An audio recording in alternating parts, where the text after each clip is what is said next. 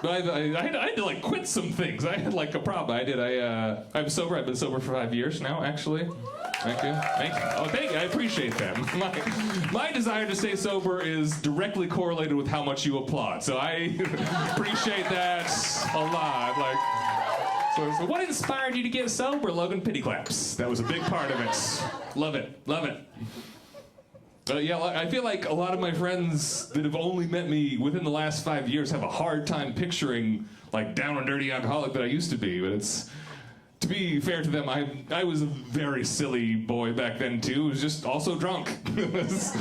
Do shit like get blackout drunk and play with my cats for 3 hours. That was kind of dirty alcoholic I was.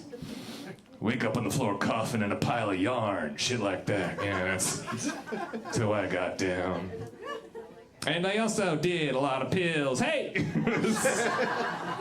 It's not as sad when you sing it. It was a little more playful that way. Pills are the nerdiest kind of drug addict, though. It's like I take the wrong kind of medicine. Naughty, naughty. Who's your drug dealer? The internet. Yeah, it's all dorks on there. When you were a kid, you didn't need any of that shit. You would just like ride the Gravitron 5 times in a row, and you were like, cloud 9.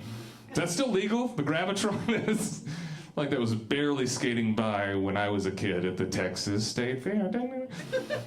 Like, yeah, but they, like, shit, like I did something recent. I'm 43 now, and now, like, I did something recently that got me just as high as the Gravitron.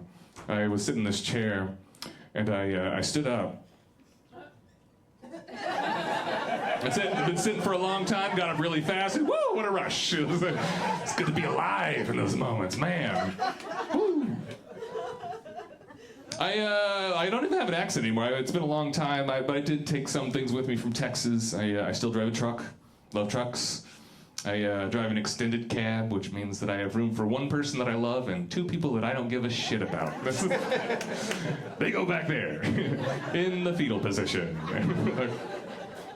But I'm not the manliest dude in the world, but I have a very manly friend that was helping me fix my truck, and I was like, yeah, we're doing it, yeah. My hands were all greasy, I was all proud of myself, and I had to call my girlfriend at the time, and he goes, like, oh, just use your voice dial, and I was like, God fucking damn it. Call Madam Cutie Sugar Pants. And that wraps up the manly portion of that experience. Oh, Madam Cutie Sugar Pants dumped me. She did. That's it. No, it's fine. I'm not everyone's cup of tea. I get that. I think some people think of me more as a Jaeger shot, actually. I think it's more my...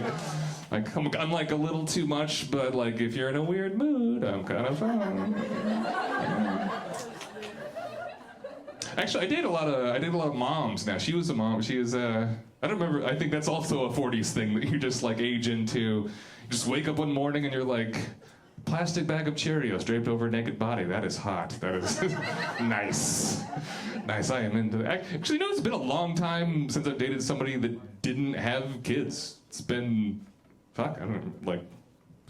You know what? Why would I? Look, I don't want your barren, childless vagina. Ugh, gross. No, thank you. No. If a human being hasn't come out of there, I'm not going in. How do I know it's safe? Has it been properly tested? No, but dating moms can be super hot. I don't like when some guys get weird about that shit. Like, it'd be... Like the other day, she fucked my brains out and then she made me a peanut butter and jelly sandwich. It's very sweet. If I don't make her come, she won't cut the crusts off. Remember when you said I was sweet? Yeah. No. I do have a lot of dirty material. I do which is weird because I am not good at dirty talk like in bed. Maybe it's the Mormon thing, I don't know. But if it was up to me, there would be none at all. I just fuck like a Tesla. You never hear me coming. Nothing. So, except when I pull out, that's when I go, ooh. It's so stupid. Okay, I have to do it.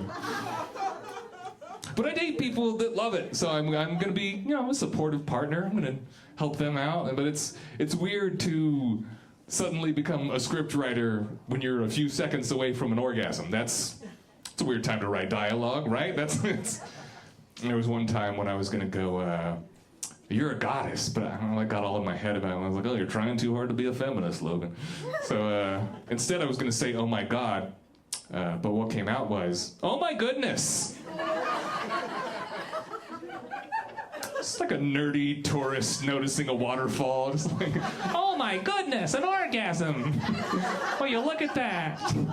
You don't see that every day.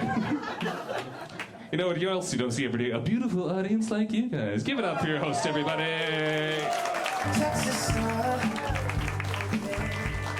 Give it up one more time for Sober Mormon Logan.